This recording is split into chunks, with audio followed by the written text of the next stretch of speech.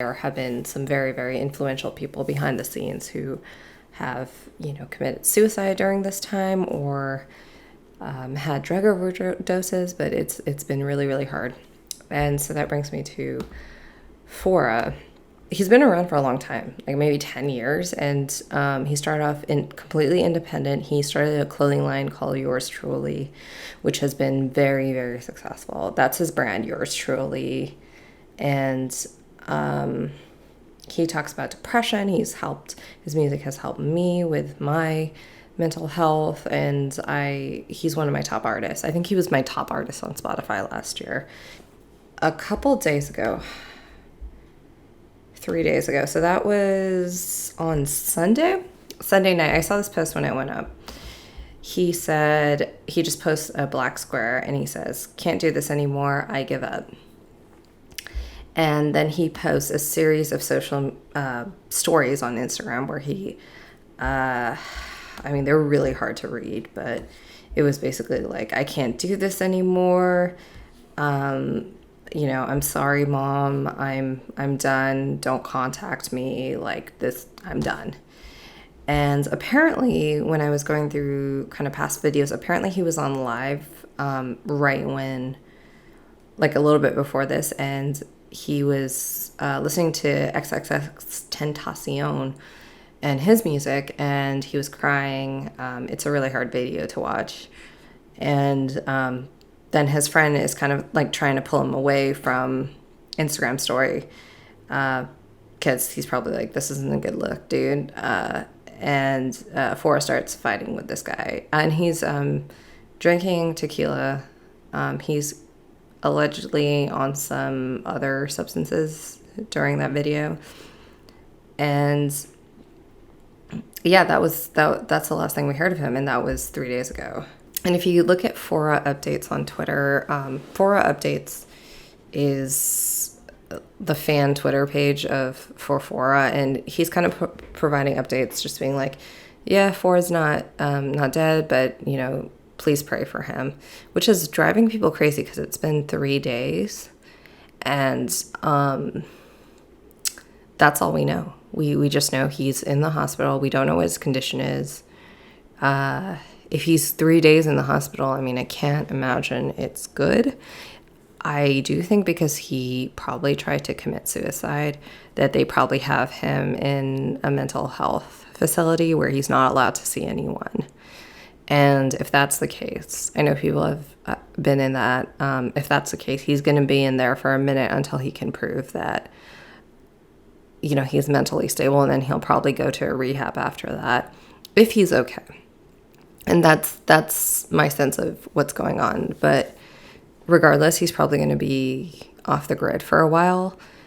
And let's get to his fucking crew, because this is one thing I hate about. It's so hard to be a young artist now because you are surrounded by some like leeching ass people. And I'm not saying, like, you definitely saw this with rap crews in the earlier days. I'm not saying this is new or anything, but Phora's been in the game for a minute now. He's been, I may be wrong, but like around 10 years, I would say. He's been there for a while. He's built a whole clothing empire, basically. And he's worth a lot of money. And to surround yourself with these fucking losers, these talentless losers, to be fair, Anthro Beats is great. Anthro Beats is the guy who does his beats. And he's really, he's a solid person from everything I've heard. He's known for a very long time. He produces really dope beats, I would say. Go check his beats out. And he's very involved in their record label and the Yours Truly Records label. But my sense was that even though Phora was making a lot of money at one point in time, his cash flow was really low because he was recently on his Instagram stories, he was like, "I need a dope photographer. I need a dope videographer. I need a dope like stylist," or something like that, which is something you don't typically ask. He has 1.1 million followers on Instagram. That's not something you typically ask when you're at that level. You don't just ask random people to do your makeup or style you or whatever. You have your stylist, you have your people, and why would you invite random people? And that told me that he's very cash poor, which he really shouldn't be. And he has a big crew. So my sense is that he had a lot of people who were eating off of him and gassing him up, and they seem very, very immature for the most part. And there is one guy who fucking pisses me off. So when this whole thing happened, he posted a picture on his story of the blood at the residence, at Phora's residence, or wherever he was staying. And I thought it was just like, this is nasty. Like, that's why I thought it was a publicity stunt. So I was like, who would post this shit? And then he was just doing posts saying, like, how much Phora did for him, how Phora is his best friend. By the way, all these dudes have claimed that Phora's their best friend. Like, this sounds like high school to me. Phora's not all y'all's best friend. He's, y'all don't seem that close.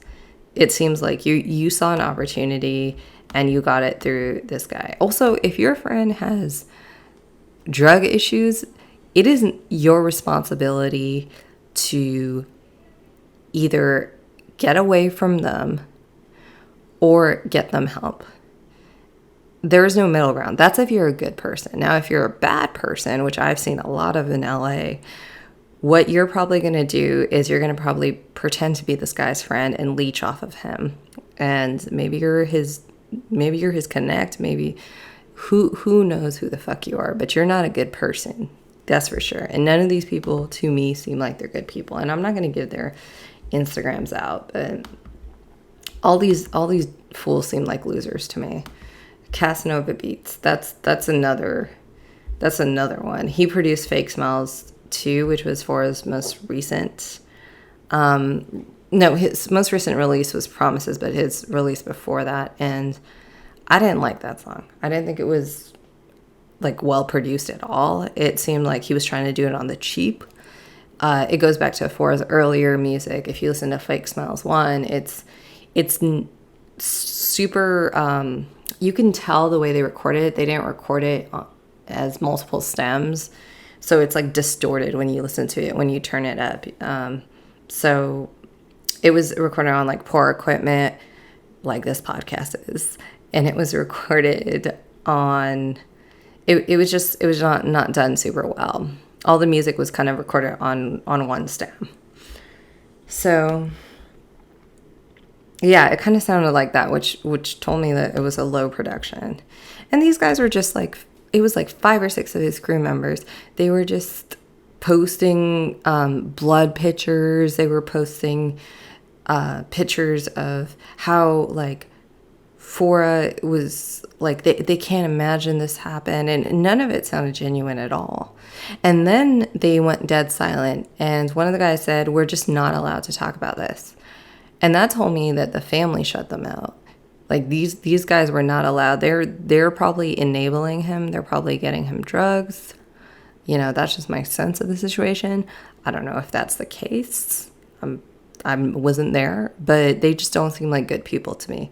His ex-girl seems like a good person. He has a new girl, and she also seems like, I don't know. But moral of the story is, don't surround yourself with people who are, if you're the brightest light in the room, you're not in the right room.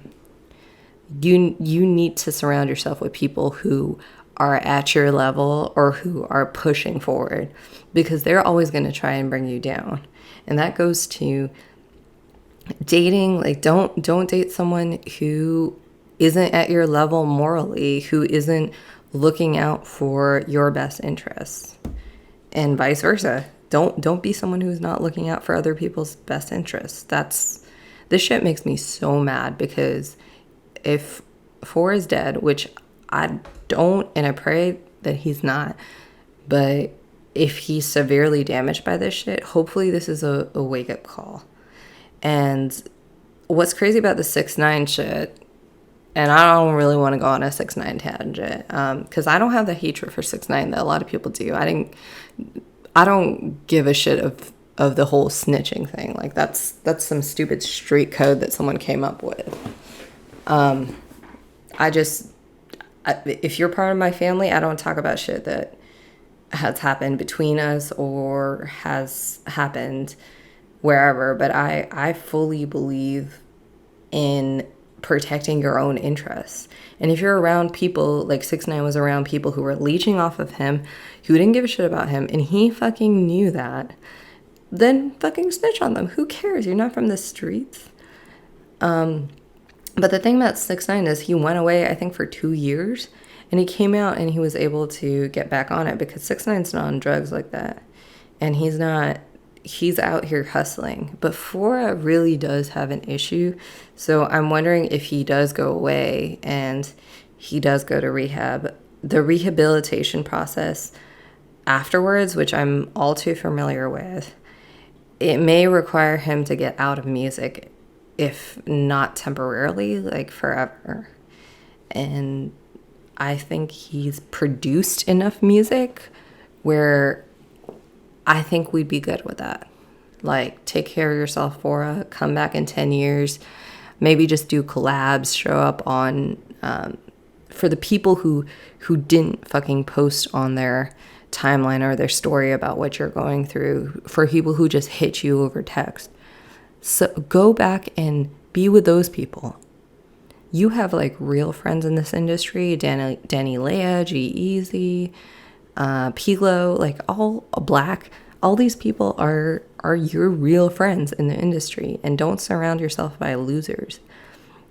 I mean, LA is the city of fucking losers and clinger honors, people who will be with you during your 5 minutes of fame. And then when you get down, when you're down and out and you actually need people to support you in your journey, they won't be there for you. I'm not saying that those people don't exist.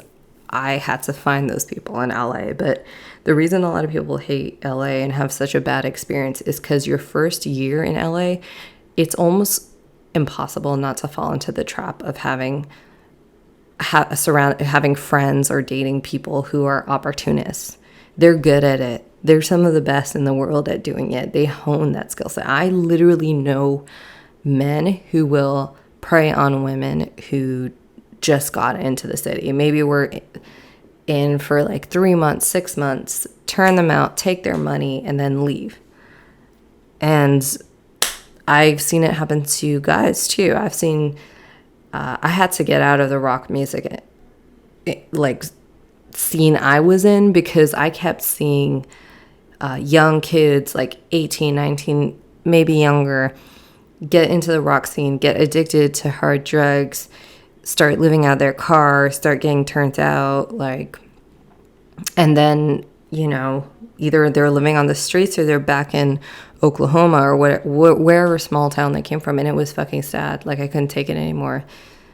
And, you know, it's the reality of entertainment. It's the reality of the music industry, but it happens everywhere. It just is not as obvious. So don't surround yourself with people who don't genuinely love you and care about you. Like, if you didn't have everything you have today, if you didn't have any success, if you lost it all, if your family, you know, died, who's going to be there for you? Who is going to support you? Who's going to genuinely love you? That's what the question you should ask yourself when you're surrounding yourself with people, because these empty people, these empty promises, it's not worth it. It's not worth making yourself miserable to try and, you know, have a good time for a little bit. It's a short-lived fantasy.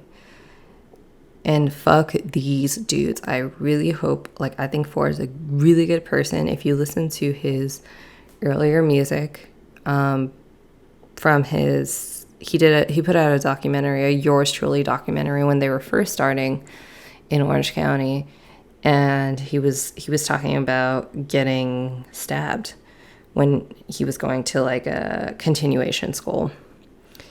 And I remember they drove to that spot, and he was saying, you know, I just want to be, it's one of the saddest things I've ever heard, and I'll put it in here.